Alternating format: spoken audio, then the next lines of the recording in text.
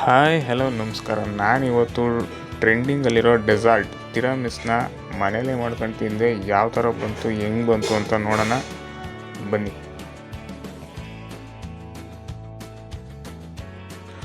ಬಿಸಿನೀರಿಗೆ ಸ್ವಲ್ಪ coffee powder ಮತ್ತು ಸಕ್ಕರೆನ mixie ಮಾಡಿಕೊಂಡು 2-3 ಸ್ಪೂನು ಹಾಕೊಂಡು ಮಿಕ್ಸ್ ಮಾಡಿ ತಣ್ಣಗಾಗಕ್ಕೆ ಬಿಡಿ. ಅದಾದಮೇಲೆ ನಾನು 200 ಗ್ರಾಮ್ ಪನ್ನೀರ್ ತೊಗೊಂಡೆ.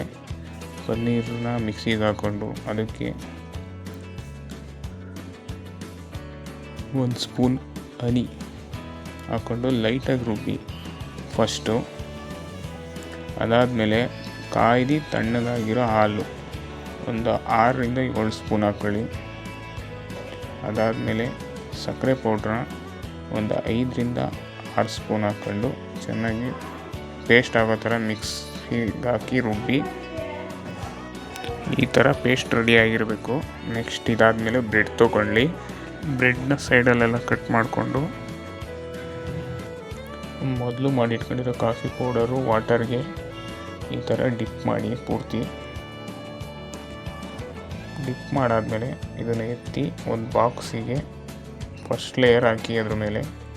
ಅದಾದಮೇಲೆ ಅದ್ರ ಮೇಲೆ ನಾವು ಮಾಡಿಟ್ಕೊಂಡಿರೋ ಪನ್ನೀರ್ ಪೇಸ್ಟ್ನ ಅದ್ರ ಮೇಲೆ ಹಾಕಿ ಫುಲ್ಲು ಎಲ್ಲ ಕಡೆ ಆಗೋ ಥರ ಸವರಿ.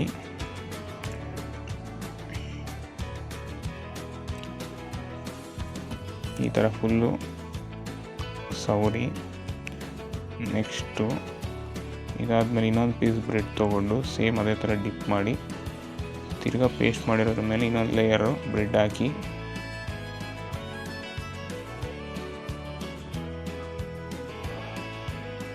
ತಿರ್ಗಾ ಅದಾದಮೇಲೆ ಅದ್ರ ಮೇಲೆ ಸೇಮ್ ಪೇಸ್ಟ್ ಹಾಕಿ ಬೇಕಾದ್ರೆ ನೀವು ಎಷ್ಟು ಲೇಯರ್ ಬೇಕಾದ್ರೂ ಮಾಡ್ಕೋಬೋದು. ಈ ಥರ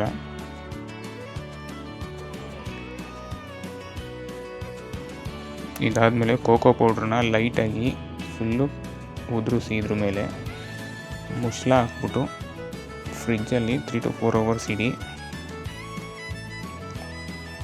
ಅದಾದಮೇಲೆ ಓಪನ್ ಮಾಡಿ ತಿನ್ನಿ, ಸಖತ್ತಾಗಿರುತ್ತೆ. ಒಂದ್ಸಲ ಟ್ರೈ ಮಾಡಿ. ನನಗೆ ಬರೋವಷ್ಟು ಮಾಡ್ಕೊಂಡಿದ್ದೀನಿ. Thank you.